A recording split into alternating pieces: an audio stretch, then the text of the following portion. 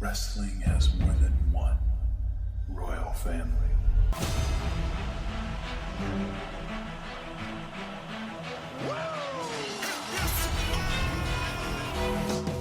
Acknowledge me!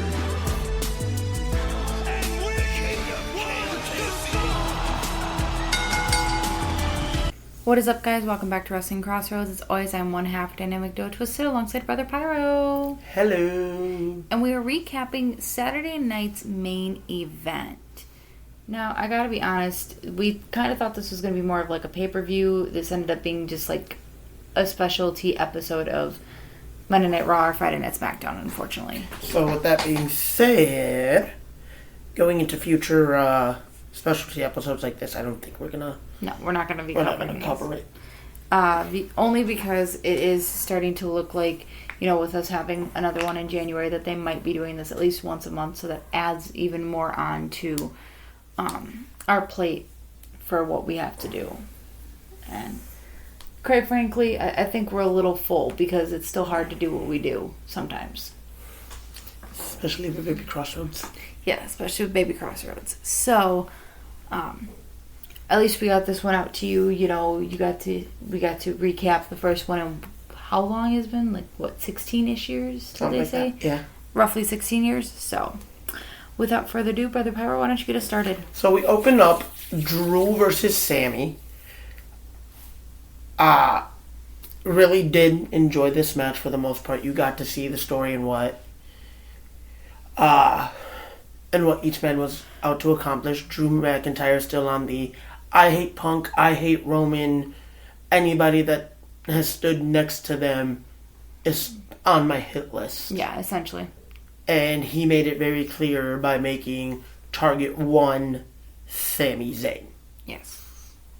Sami basically, hey, I don't like the fact that you jumped me, and I don't think I did anything wrong, so I'm going to stand up for myself. Yeah.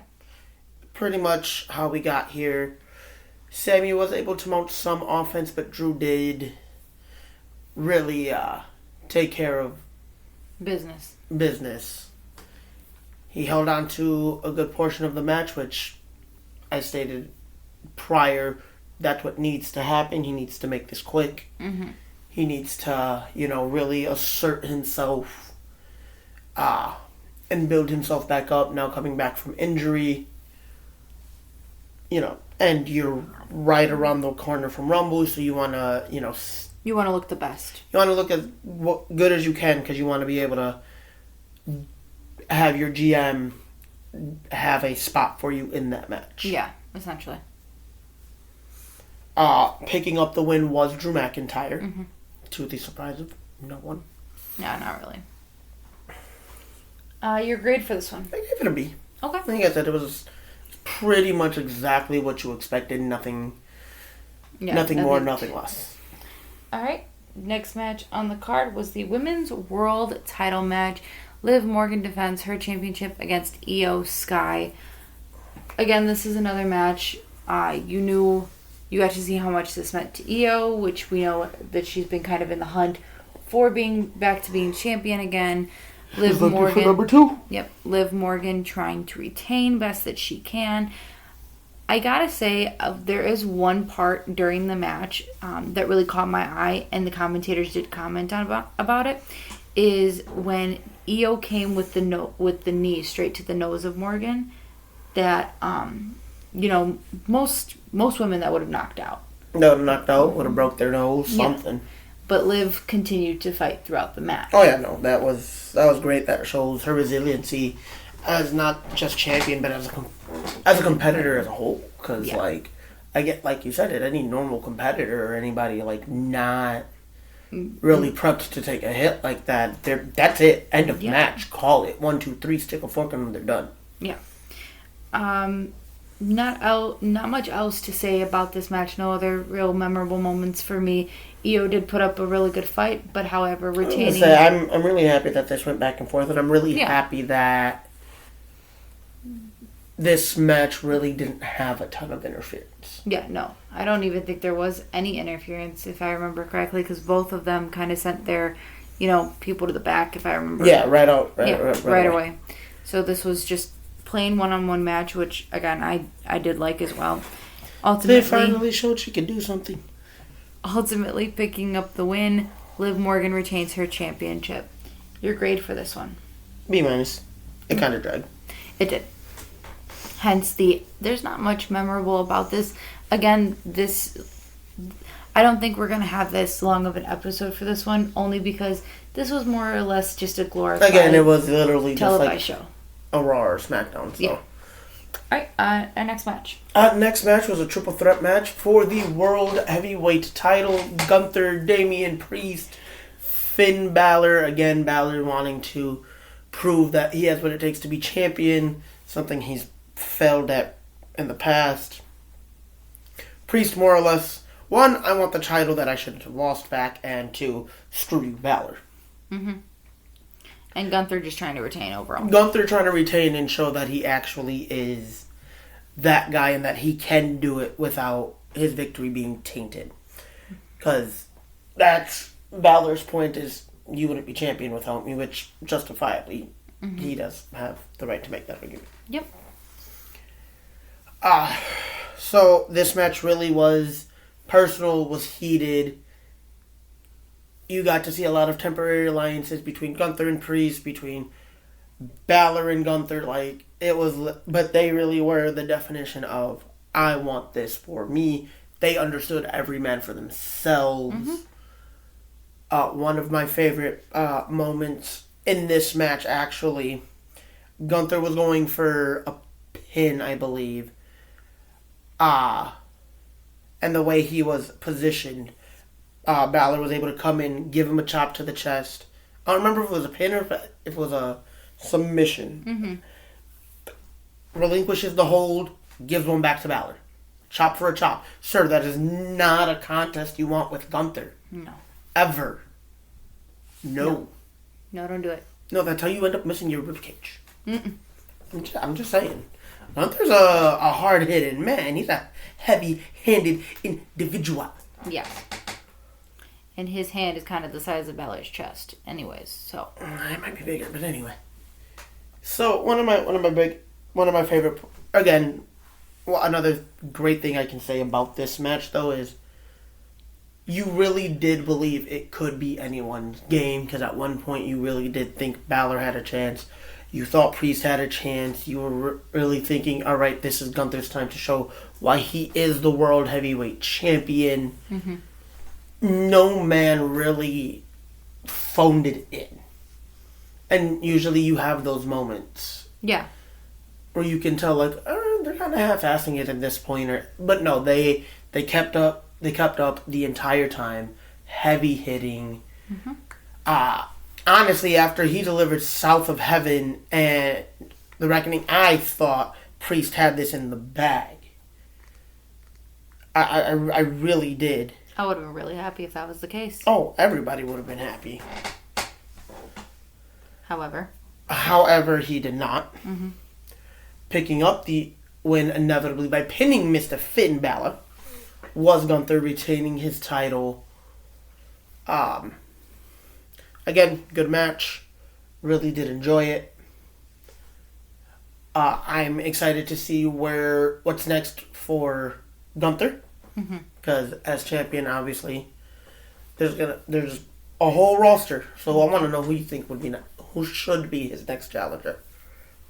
I don't know, honestly. They don't really have anybody built up to go against him, and I don't see them building anybody up just yet for it. So I think we'll have to wait at least a little bit and see who they decide could win the Rumble, if that looks like a worthy opponent against him. But right now, there's nobody that has that clear road. Okay. I do want to point out something that you didn't mention, that Gunther's actually getting backstage praise for. So before pinning Finn Balor, he goes to take out Damian Priest on the outside. Now, if you watch this part of the match, he goes to do a powerbomb by lifting Priest in front of the steel steps. While lifting him, you notice that Priest's foot catches. Now, had Gunther not been paying attention, that could have also caused an injury, depending upon how he went with the move. He pulled Priest away to then continue and get him into a better stance to do the powerbomb, which actually saved Priest from any injury. So I'm going to be honest with you. Mm-hmm. I didn't notice. Yeah. Like, I watched the match with you. I didn't notice. Otherwise, I definitely would have touched on that, and you know it. Mm-hmm. Oh, no. But that is great to hear. I remember when we watched it, you had said botch for a second because, you see the stairs lift with the foot of Damian Priest. Yeah, I thought that's what we assumed it was. I assumed, he was too close. He accidentally kicked it, called it a day. Yeah, nope. It was the fact that had he continued with the move, it could have injured Priest. Well, so he had to readjust, and then he was out. Props and respect to that, and that shows you not just the kind of champion, but the kind of competitor he is, that he has enough respect. The kind of worker, yeah. So he has enough respect and, just ring IQ to know, hey, gotta make a quick adjustment. I gotta do this on the fly, being able to adapt to what could have been a really crap situation. Yep. Your grade for this one? I give it a B+. Okay. Is it this grade being more or less because it dragged in any way, because the wrong person went over, because you disliked something? You did have... Or was it like bits of chemistry that didn't work? I would say there was bits of chemistry, because like the chemistry with Gunther and with Balor, you can tell is still a little off. Yeah. And like you saw that in little snippets of the match. You didn't see it a ton, but when it was noticed, it very stuck, presentable. It stuck out like a sore thumb. Unfortunately, I think Priest and Gunther might need a little bit more fine tuning, get in the ring a couple more times with each other, and I think you can, because I think they have a bit more chemistry than. Yeah. But they've also worked a program together. They worked 2 programs together now. Yep. So, like, they've had the time to, like, really learn each other as competitors, whereas, again, you throw in Balor, who hasn't worked with Gunther before. And for that, he doesn't know how to, because everybody you step in the ring with is different. So you always have to learn your opponent. Like, this is why I say, like, guys, like, They talk about the perfect dancing partner and whatever. Yeah.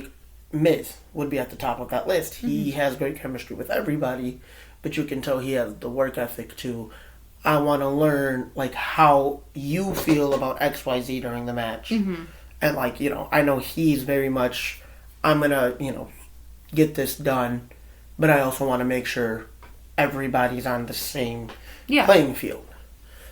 I say the same thing about Rollins, where he has really good chemistry with pretty much everybody, because he's worked with pretty much everybody. He's been around a long time, so he's gotten to learn mannerisms and what works best against what opponent. And I think that's just one of those, it comes with time and experience. Oh, yeah, definitely. Don't get me wrong, Balor's got a laundry list of experience.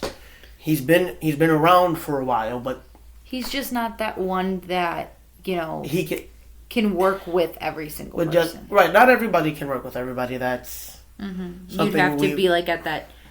Something we've all learned. Like I'm gonna go video game wise, and I'm gonna take a quote from or something off of 2K24. So with them having the GM mode, we always say it. You look at it. Everybody's listed. You have cruisers, you have bruisers, you have fighters, you have specialists. Specialists can work with anybody. That being Miz, that being Rollins. Whereas Balor is more of a fighter. He's more of a cruiser. He can work with certain people and the chemistry, top tier. But if you put him with another fighter, it could fall flat. You put him with the wrong bruiser, it could fall flat. Depending upon how the other person's chemistry vibes with his. Yeah, and I think that's honestly what it is, because like you can tell Gunther would have in 2K is classified as both a fighter and a giant, which you would think worked well with Balor's smaller frame. Yeah, but because they are so similar in fight style at times, because they both have that fighter it the, kind of gets bland. So I'm glad they threw Priest in there because I feel like had that been a one-on-one match, it could have been more. It could have been very bland. Yeah, no, I agree. All right, going into our next match, we have the finale for the Women's U.S. Championship, Chelsea Green versus Michin. I was a little disappointed to say that this match was very quickly. This match was fairly quick. Tell me I'm wrong, because this was.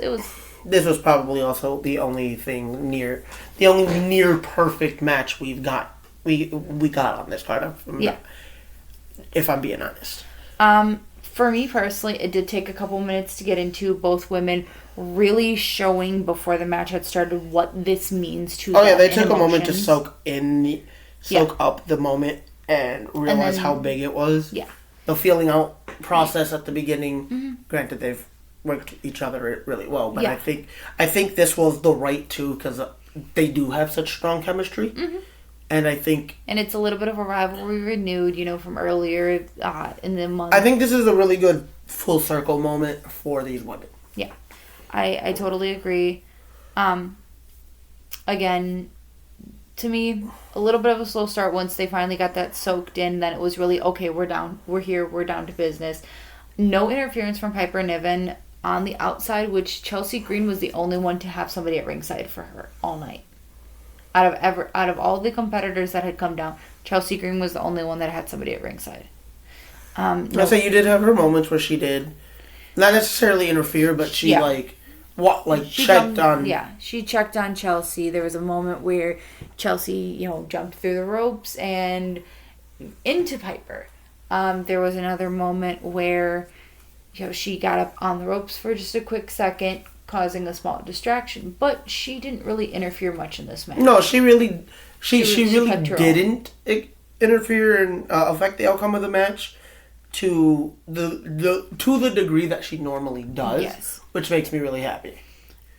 We got to see both women hit their finishers on each other earlier in the match. Neither one really going. I will say the nod to her husband that was acknowledged by Michael Cole. Yes. That was absolutely beautiful. Because, for those of you that don't know, Chelsea Green is married to a real-life Matt Cardona, Zack Ryder in the WWE. Yep, formerly known as Zack Ryder, WWE. One of his moves was called the Rough Rider. Yep. And the fact that not only did she hit it, but him being from Long Island, New York, Michael Cole stating, we're in Long Island, so it is the perfect place to hit this move. Yep. It is the perfect place to hit the Rough Rider. I got really happy about that. Yeah, that was really nice. Not gonna lie to you. Oh no, I loved the little nod to him as well, because when Zack Ryder was in WWE, he was one of my favorites. Okay, and if you look at the way her gear was designed, the one long leg, the one half trunk, that's very Zack Ryder.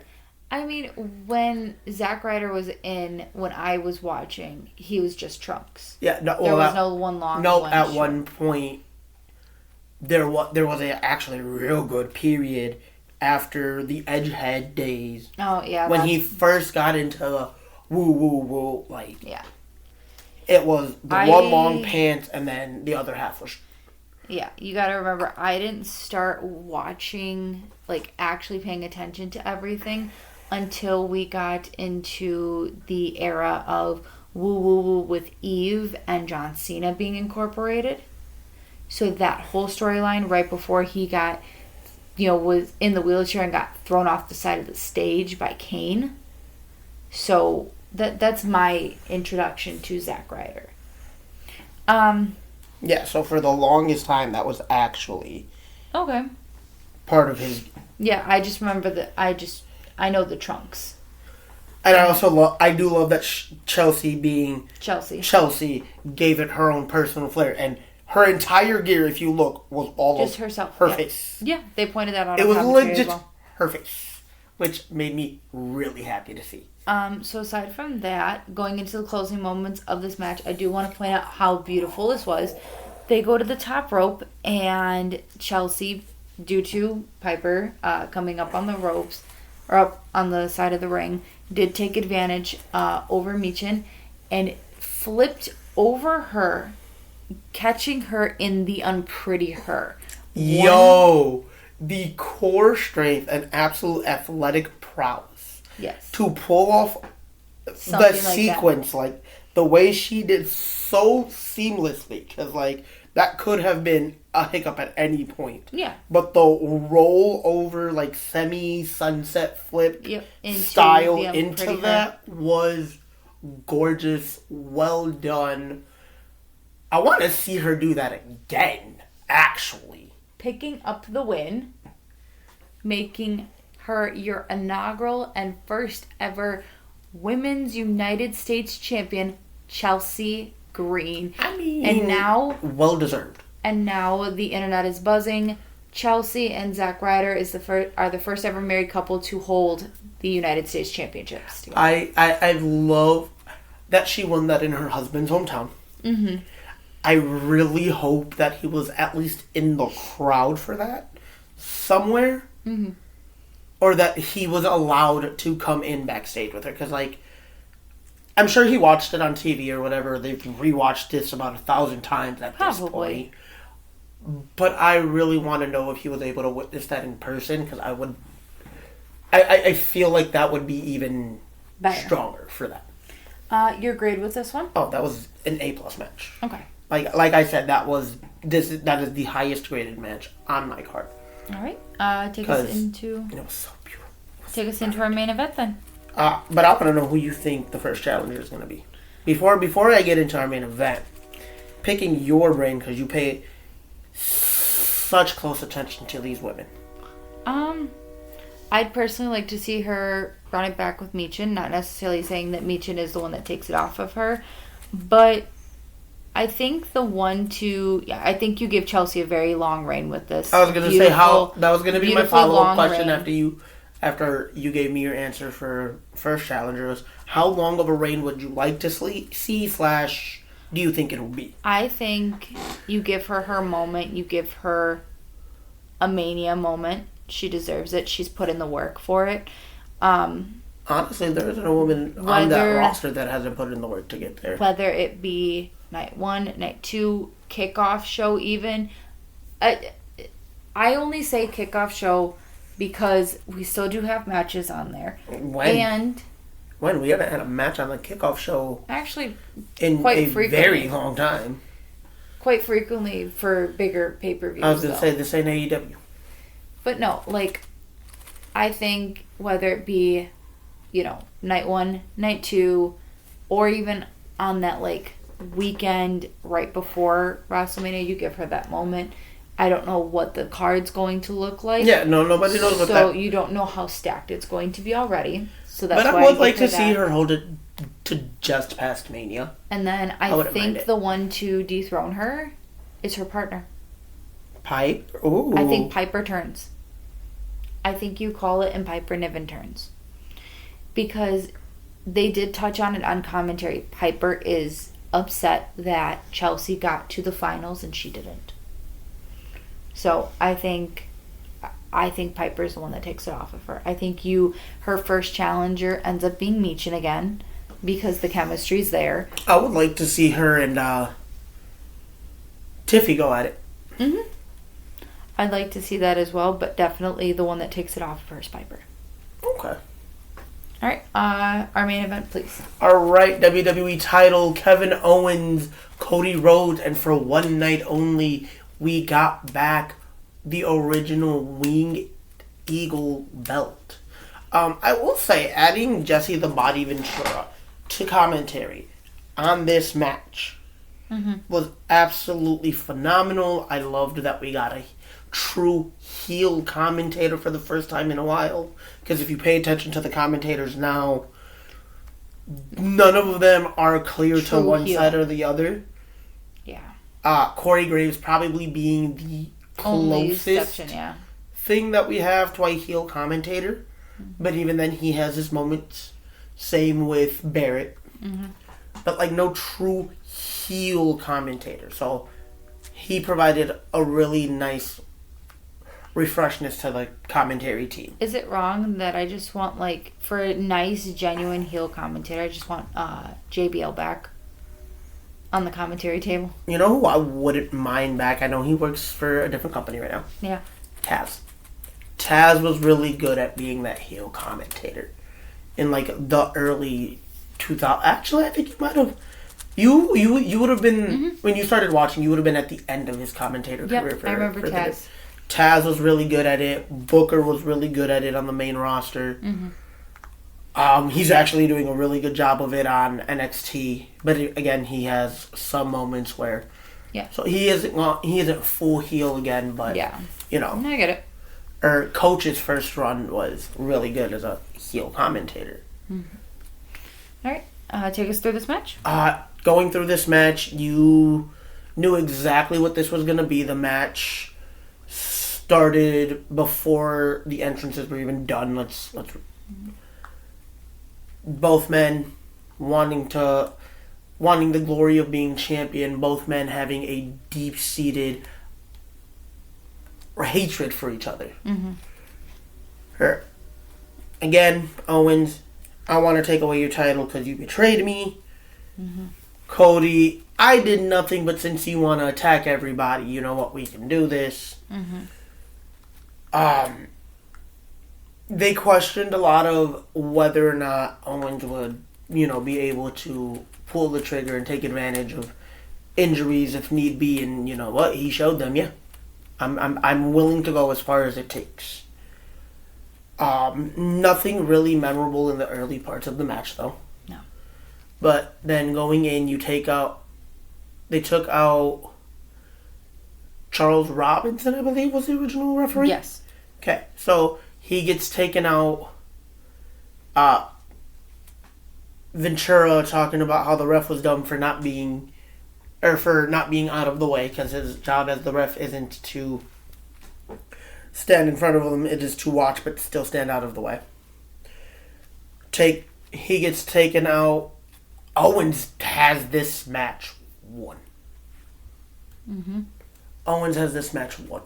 Out comes the second ref, counts to 2. Ventura talking about, he had the match won.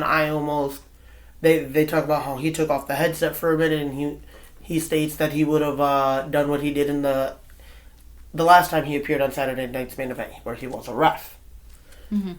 Would have jumped into the ring. Was ready to jump into the ring and count the 1, 2, 3. Because again, Owens did have this match won. Secondary ref eventually. Cody goes for the Cody cutter. Yep. Owens is able to duck it. He takes out the ref with a crossbody. Now they're going at it. Owens realizing there's no ref. Grabs the steel chair. Introduces the steel chair. Misses with the steel chair. Cody takes advantage. Crossroads on top of the steel chair. Charles Robinson from the outside. 1, 2, 3, declaring Cody Rhodes your winner. However, justice for Kevin Owens, that 3 count should not and does not stand in the eyes of WWE ruling and the law. Because see, for a standard wrestling match, that standard one-on-one match, the pinfall must happen with the referee fully inside the ring. In WWE, the referee must typically be inside the ring to make a legal 3 count during a match. However, there are exceptions based on match stipulations and storytelling. For instance, standard matches, the referee must be inside to count the pinfall, ensuring clear visibility and control over the match. He failed to do so. That pinfall does not count. Owens has every right to want his rematch. He got screwed. Kevin Owens got screwed. So you know what? His actions post-match after Saturday Night's Main Event are justified. He attacked Cody, hit him with a piledriver, causing 2 different injuries with that one move. You have what those injuries are in detail. Yes. So WWE tweeted out, breaking earlier today, it was confirmed that Cody Rhodes suffered cervical swelling and was kept overnight at a local hospital for observation. This was also announced on Monday Night Raw as well, that he is still in the hospital for observation. While x-rays were negative for fracture, Rhodes has been officially diagnosed with an axial compression of the cervical spine as well as cervical sprain with spasm. All right, that's going to be a while to heal from. Yeah. So my thing is this. How long do you think he's out? Knowing Cody Rhodes, it's going to be like probably a month or two, unfortunate to say. That man likes to pull a Cena and come back way sooner than he needs to. Yeah. For the story, I think it's no more than a month and a half. Okay, cool. I was going to say, depending on how long he's out, do you think he gets stripped of the title? Due to WWE's, you need to be able to defend it within 30 days. I don't think they're going to strip him. I don't think so either. No. But I feel like because it's Cody Rhodes and because, again, we all feel he's not going to be out that long, I can see why they wouldn't. Yeah. Depending on... Definitely. They're not stripping him of this title. But no, Cody definitely owes Owens a rematch. Mm-hmm. And even post that, there was an altercation between Kevin Owens and Triple H. Now everybody's trying to speculate and rumors are flying because it's the internet wrestling community. Everybody has a theory. Everybody has to put up their rumors. Everybody wants to read into things that aren't actually there. And now everybody wants to state that Triple H might be coming back for a final match and it should be Kevin Owens. And honestly, and you and I have talked about it, I would love for him to have a true final retirement match. However, due to the medical conditioning of his heart, due to the heart condition medically provided, that has disqualified him from ever taking a bump again. Mm-hmm. Not even putting on just a full match. One bump could be just enough to stop his heart. And now, and then at that point, his heart stops. We don't get him back. Yeah, no. So, as much as I would love a true retirement match, I hate that, medically speaking, his medical conditions took him away from the ring.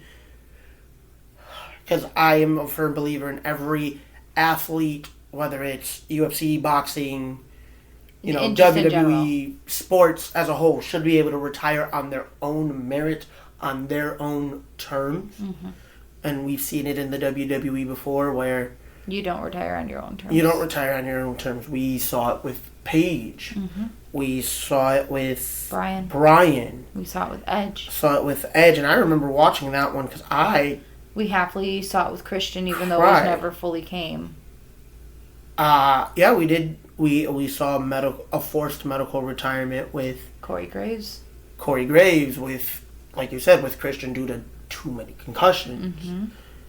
Like, there was a small period where we kind of saw it with Michaels because of his back. There was a soft period where you thought it was coming with Adam Cole. There's a soft period where we see it was coming with Kenny Omega.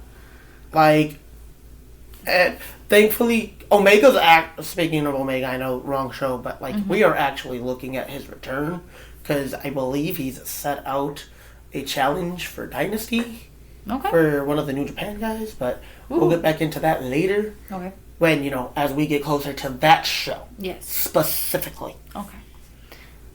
But justifiably, Owens has every right to be upset, had every right to attack KO. Yeah. And normally, I don't condone that kind of stuff. Yeah, no.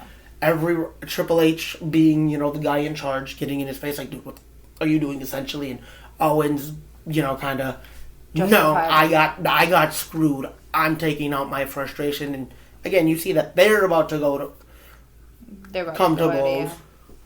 But it's not going to be one where, Triple H finishes. Again, I don't think Triple H actually ends up with the last match, as much as, again, I would love to see it. But I do think before we get Cody back, that's gonna be a thing that kind of goes back and forth. Yeah. I was gonna say comes into play, and he's gonna try to and Owens being Owens, he's gonna try to call out Hunter, and he's gonna try to coerce him into a match, and he's gonna throw every trick in the book at him, and he's gonna try, and eventually I feel like Triple H is gonna be like, look, fine. I'm not going to take on. I cannot. But I know somebody that will. And it'll be Cody's return. Or I can see a Randy return. Mm-hmm. Because, who on the active roster right now is closer to the Triple H than Randy Orton? The only other person is Cody at this point. And even then, yeah. Like, think about it. Going into... And you can't put Michaels. Please don't put Michaels in a ring again. Please don't. Oh, no. Michaels is like... Yeah, no. Michaels has stated he is done for real this time. He regretted accepting the match at, I think it was one of the first Crown Jewels. Okay. But yeah, no, I can... Like, there is nobody... Like, going back to this last Crown Jewel, Triple H showing, yo, I'm close to you. I know you. I'm trying to protect you from yourself because we are that close. Mm-hmm. We were at one point like brothers, thick as thieves. So I can see the that. The only one I could really see that I don't see coming back would be Batista. Yeah, he said he'd be open to it if the circumstances were right. Well, I guess we'll have to wait and see. Your grade for this one because we never did get that. I gave it a B. Wrong person went over. The way that, not only did the wrong person go over, but the way it happened. The way they went about really it, yeah. bothered me. Jesse Ventura, you are not wrong. Technically, although, because Cole wanted to point out, well, Owens introduced the chair. Yes, but the one that was able to capitalize and actually use it was Cody. So Jesse the Body Ventura calling Cody a dirty little cheater. You ain't wrong. You ain't wrong. I do want to point out something. It was a stat that I found earlier today. I forgot I had taken a screenshot of it. Sami Zayn has fought Drew McIntyre 10 times over the past 1,150 days and has not gained a single victory over the Scottish Warrior. Jesus. So that man is 0-10. So, but like talking about everything going on with Owens and Cody, I asked you, when you think Cody's coming back, how do you think they set up the rematch for Kevin Owens? Because, again, he justifiably has every right to call for one. I don't know how they set this up. I think, point blank, they do what you were talking about. I was going to say, I don't think they give it to him outright. They're going to make him, they're going to make him jump through hoops. Yeah. And then either they're going to culminate at Rumble or they're going to culminate at Mania. Personally, I wouldn't mind seeing KO start that challenge by winning the Rumble, and that way Owens can also have his WrestleMania moment. Yep, and then he also has that in his back pocket, like, look, I have every reason to go for this championship. I get to pick where I go. Right, like, granted, again, he shouldn't have to, but I think story-wise, that would make the most sense. Mm-hmm. Maybe be like, hey, so because you got screwed, you can pick the stipulation. Yeah. Or something. Yeah. But, I wouldn't mind seeing Owens. Because, let's be real, Owens being a Grand Slam champion, he's done... Mm-hmm. He's accomplished pretty much everything there is to accomplish in the world of pro wrestling as a whole, in WWE being no exception. He is a one-time Universal Champion. Mm-hmm. He's a... I don't even want to know. I want to say a 3-time U.S. Champion, like a 2-time... 1 or 2-time IC Champion. He's a 1-time Tag Team Champion. Yeah. So, like, it's great to see those accolades. Things that he is missing. King of the Ring. Money in the Bank. Yep. Royal Rumble. Mm-hmm. I wouldn't mind seeing that one. I wouldn't mind. And I think that is the one that I would like to see most on his list of accolades. Because, like, Money in the Bank, whatever. Yeah. I think it is, being King of the Ring, whatever. Who really cares? Yeah, at this point, it's not a It's not accolade. all it was cracked up to be. I do like that they made it mean something by winner of King of the Ring gets a guaranteed title shot. Yeah. Well, no, okay, it used to mean something back in the day, too. And then when they brought it back, the year, I think it was Nakamura that won it, or Corbin? No. Nakamura was King of the Ring at one point. The very first King of the Ring, if I remember correctly, I think it was Corbin. I believe. It was Corbin, then it was Nakamura, and then it was Xavier. Okay. But, like, they made it mean something. Those years, they really didn't. Yeah, no. I would like to see Owens win the Rumble, be like, Cody, I'm not done with you. And go over at Mania. Because, like, Owens has done a lot of work and has proven himself way too reliable to not be in a position to finally hold singles gold. Let's be real, they've said it. He hasn't held a world title since he lost it to Goldberg. That was in 2017? 2018? 2017? 2017. Okay. That was the last time he's been world champion. So upon bringing it back, it was, actually, you were wrong on one of them. It was Baron, it was Xavier, and then it was Gunther. Shinsuke never technically won it because it was a match that he had against Baron for the crown. But in the record books, it still says he is, No. In our record books, it's just Baron. They do acknowledge him as a Money in the Bank winner, though. You mean King of the Ring? Yeah, that's... Yeah. Well, with that being said... You know what I meant. That does conclude Saturday night's main event. So he's a 2-time IC champion, 3-time US champion, and that was the last time that he's held a title. Yep. Alright. Again, does conclude Saturday night's main event. We hope you guys enjoyed the show. Anything else to say before we send them off?